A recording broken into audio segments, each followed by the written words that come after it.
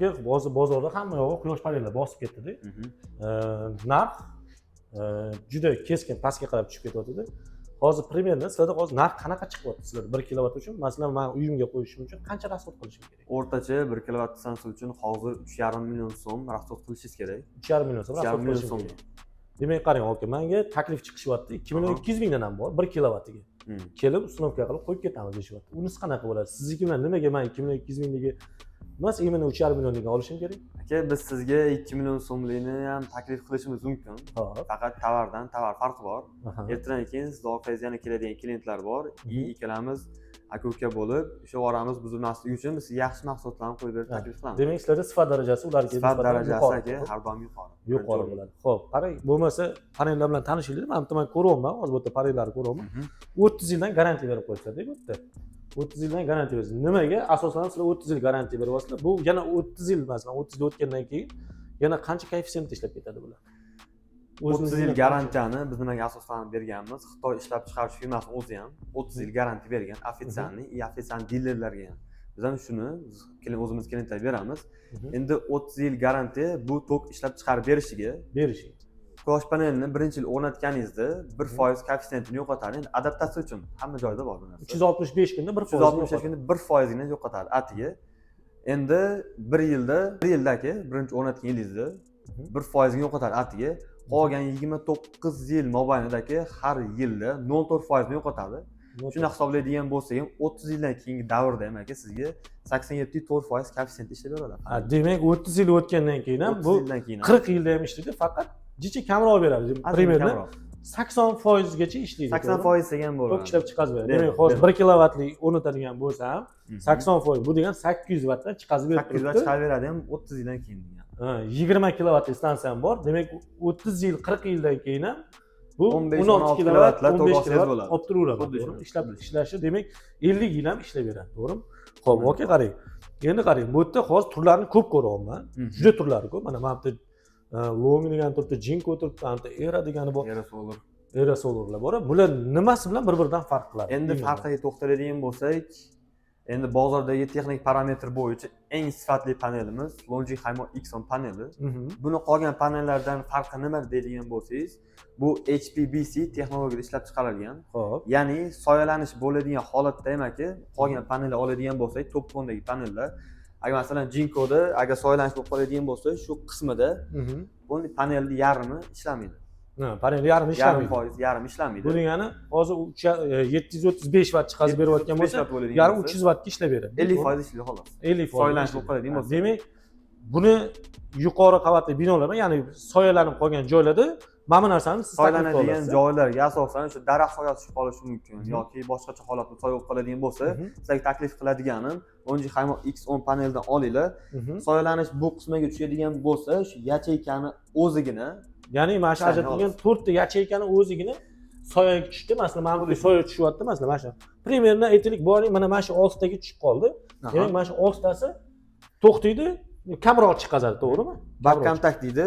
O'sha bir-biriga ulangan yacheykalar bo'ladi. Masalan, 8 talik yoki 4 talik shular ishlamaydi xolos.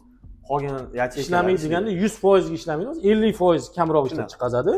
To'g'rimi? Masalan, hozir bu to'liq quyosh olganda, masalan, 645 watt chiqazar ekan, to'g'rimi? 645. To'liq quyosh olganda. Demak, 100% soyalanganda 50% ishlab beradi, to'g'rimi? 50% ishlab beradi. 50%. Demak, mana shu joyda 50% ishlasa, demak, birdaniga masalan 45 yo'qolsak, 600 chiqazib berib turadi. Menga o'xshab 350 emas.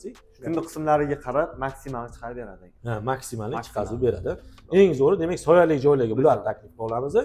Quyosh to'g'ridan-to'g'ri, quyosh to'g'ridan-to'g'ri hamda joy bemalol obyektda bo'ladigan bo'lsa, hech qanday joydan muammo bo'lmaydigan bo'lsa, Jinko panel taklif qilamiz. Sababi nimada? Men o'zimning xonadonimga Jinkodan qo'ygan bo'lardim agar. Chunki O'zbekistonga quyosh panel degan modelni tanitgan panel bu Jinko bo'ladi. Shuning uchun Jinko eng zo'r narsa-ki, vaqt sinovidan o'tganligida. Parametr, texnik parametr tomoni zo'r bo'lishi mumkin, lekin asosiysi vaqt sinovi. Vaqt sinovi, to'g'ri. Jinko panel taklif qilamiz. Albatta, masalan, bu panelda masalan 5 yil bo'lgan bo'lsa, kirib kelgan, bu demak 15-20 yil. 15 yil, xuddi shunaqa. 15 yildan beri bizda vaqt O'zbekistonga qachon quyosh panel kirib kelgan bo'lsa, Jinko panel bilan tanilgan. Shu panel bilan hozir bozor ishonchini, iste'molchilar ishonchini vaqt sinovidan o'tgan panel hisoblanadi. Lekin faqat to'g'ridan-to'g'ri quyosh tushgan joylarda zo'r ishlab beradi, aktivi zo'r, to'g'rimi? Xuddi shunday. Demak, agar menda joy kengligi, masalan, to'g'ridan-to'g'ri quyosh ola oladigan joy bo'lsa, eng zo'ri Jinko. Eng zo'r panel Jinko qo'yish yaxshi. Demak, bular ham yaxshi o'ziniki, lekin hali unaqa ko'p bo'lmadi bular ishlab chiqarish. Era Solar'da endi bozor kirib kelganiga endi 1 yil vaqt bo'ldi. Lekin texnik parametr tomonidan Jinko panel bilan birga-bir. Birga-bir ishlab Birga-bir. Farqi hozircha ozgina narxida, lekin sifat bo'yicha bir xil. Bu ham ozginadan keyin bozor tanigandan keyin buni ham narxi ko'tariladi. Chunki hozirda Jinko paneli bilan bir xil ishlab beradigan panel, lekin narxi byudjetli bo'lgani uchun buni ham bozor hozir chaqqon. Endi mana buni qarang, men hozir bitta narsaga e'tibor beryapman, bu yerda ishlash koeffitsiyenti bilan vesiga ham e'tibor beryapman-da. Demak, og'ir narsa har doim yaxshi bo'ladi-da. Masalan, tushuncha masalan mana shunaqada. Vesiga nisbatan og'ir, ko'tarilish masalan, gabaritiga masalan ishlashiga nisbatan men bu ishlab chiqaradigan koeffitsiyentlarni ko'proq ko'ryapman, yaxshiligi bunda kamroq ko'ryapman. Bunda sababi aka 720 vatlik bo'ladigan bo'lsa, endi vatini razmeri kattaroq bo'ladi, 720 larda. Shuni hisobiga ham ozgina og'irroq bo'ladi. Ikkalasini texnologiyasi ham ikki xil. Shuni hisobiga ichidagi materiallar, masalan, romkadagi materiallar yoki ichida ishlatilgan kremniysi yoki plyonkalari ozgina boshqacharoq yoki ko'proq material ishlatilgan bo'lishi mumkin. Shuni hisobiga ham aka Jinko panel ozgina og'irroq bo'ladi. Demak, masalan, chetidagi ramkalar masalan bunda mustahkamroq. Buni mustahkamroq endi mustahkamroq Jinkoda mustahkamroq bo'lishi mumkin aka. Bularda sal o'sha imla chetidagi ramkasini yengilligini hisobiga yengilligini bo'ladi. Ichida ishlatilgan materiallarni ham miqdoriga nisbatan. Miqdoriga materialga nisbatan sifatga ta'sir o'tkazadi, to'g'rimi? Lekin ishlab chiqarish koeffitsiyenti bunda masalan 15 vatt sal ko'proq ishlayapti, bu sal kamroq ishlayapti. Endi qarang, mana mana shu ham 710, 735 chiqaryapti. Bu taxminiymi yo o'lchab ko'rilganmi o'zi? Bu o'zimiz ustalar tomonidan ampermetrimiz bor. Bu quyoshda shu 30 gradus qiyalikda qo'yilgan. Yarim soat vaqt turadi quyoshda, real effekt bilish uchun 30-35 gradus qiyalikda ampermetrda o'lchab ko'riladi aka. Shu holatda berilgani maksimum aka 710-735 beradi. Lekin o'rnatilgandan keyin koeffitsient baribir 3-4% kamayadi aka. O'rnatilgandan keyin. Men o'sha kuni bir nimaga e'tibor berib qoldim. Endi u bizning sohamiz elektrika soha bo'lgani uchun bitta narsaga e'tibor berdim. Ya'ni quyosh paneli o'rnatilgan. To'g'ri quyosh tushyapti. Faqat tomga to'g'ri orasi shamol aylanishini yo'qligini hisobiga ko'pchilik aytadi, yonib ketgan. Shu yonib ketganda quyosh panellari hammasi erib ketgan. Sirkulyatsiyada bunga ahamiyati bormi, yo'qmi? O'shaning savol menda paydo bo'lib qoldi. Demak, orada shamol aylanishi shartmi yo shart emasmi degan haqiqatan odamlar aytayotgan mashinasi to'g'rimi? Ya'ni orada shamol aylanishi shartmi, shart emasmi? Iloji bo'ladigan bo'lsa, ular o'rnatgan odam yonib ketgan holatdagilar bir tomondan panellar. Ular ikki tomonlama. Bir tomondan ikki tomonlama farqi bor. Orqasi alyuminiy bo'ladi, bir tomonlama. Ular qiziydi. Qiziganning hisobiga aka yonish ehtimoli bo'ladi. Ham ustanovkaga ham juda ko'p narsa bog'liq. O'rnatiladigan, masalan, kabellariga, avtomatlariga ahamiyat berishimiz kerak, konnektorlariga. Ba'zilar masalan siz ham boya aytdingiz 3,5 million so'mdan san 2200 lik joyni ham topdim dedingiz. To'g'ri. Shunaqa. Tovarda farqi bor aka. Shuning uchun 100 ming so'm, 200 ming so'mdan qochmasdan aka sifatli mahsulotlarni o'rnating.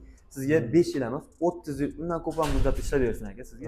Demak, buning orqasidagi panel alyumin, sizlarda ikkita tomonlama panel bo'lgani uchun ikki tomonlama bo'lgani uchun miqdori kamroq sizlarda. Qizish kamroq bo'ladi. Ham aka tomga ko'ra zazor holat o'rnatilishi kerak.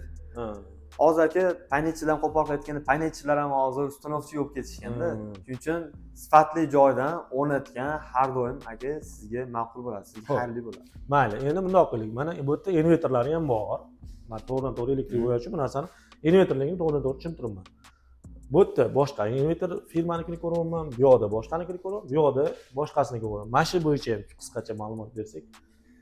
Kistar invertorni to'xtatadigan bo'lsak, 100% agar bular 10 grid sistemada, 10 grid sistemada agar 100% quyosh paneli to'p keladigan bo'lsa, uni 98-6%ni o'sha qayta ishlab iste'molga yaroqli to'qib beradi. Hech qaysi invertorlar 100% da ishlamaydi.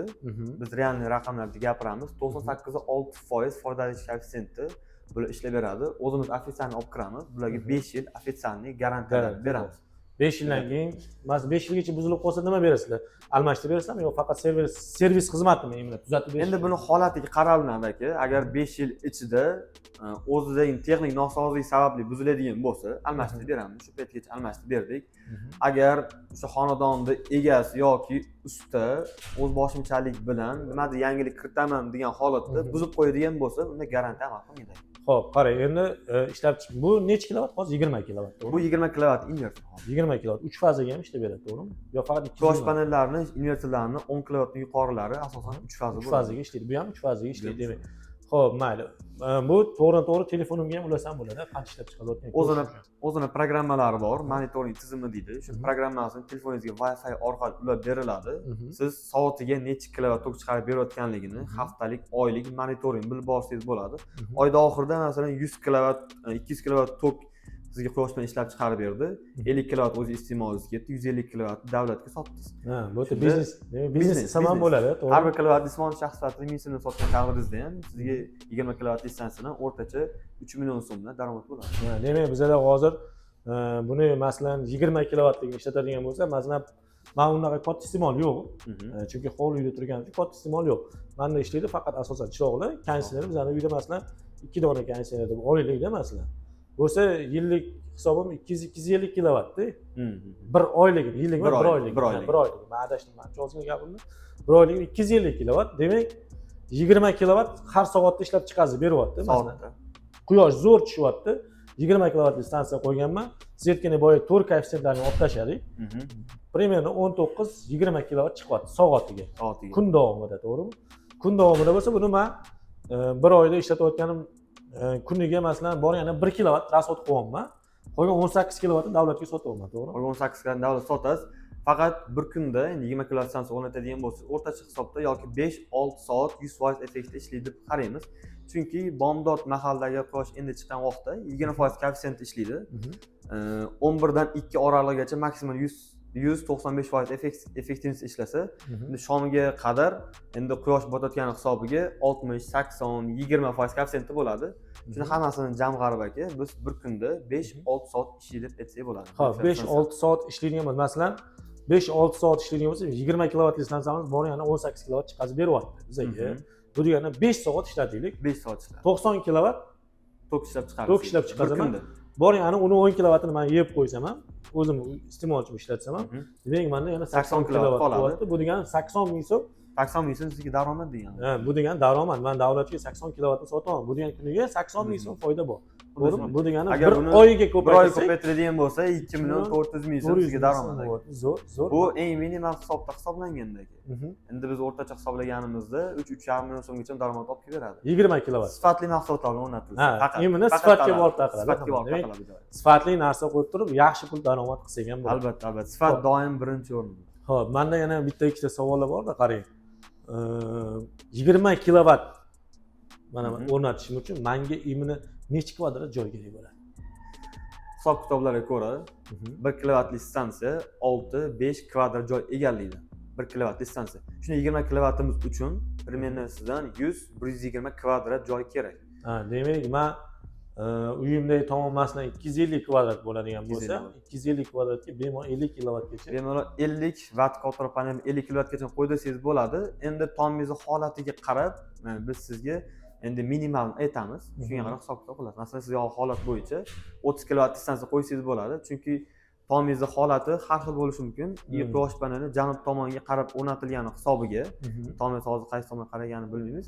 Uchun hozir minimal 30 kilovat qo'ydirsangiz bo'ladi joyingiz. Demak, 30 kilovat qo'ydirib turib, 20 kilovatda demak 3,5 million so'm daromad qilinadigan bo'lsa, 30 kilovatdan demak 5 million so'mdan daromad qilsangiz bo'ladi. Oyiga. Ya'ni bitta ishchi kuchi hisobiga ekanda, 30 yil davomida kimdir men uchun ishlayapti, to'g'rimi? Shunaqa bo'ladi. Sizga realniy passiv daromad.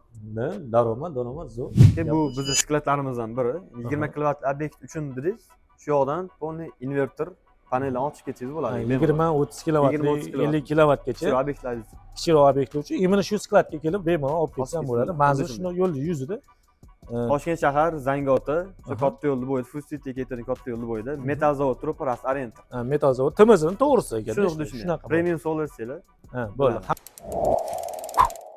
Premium solar. Asrga teng energiya.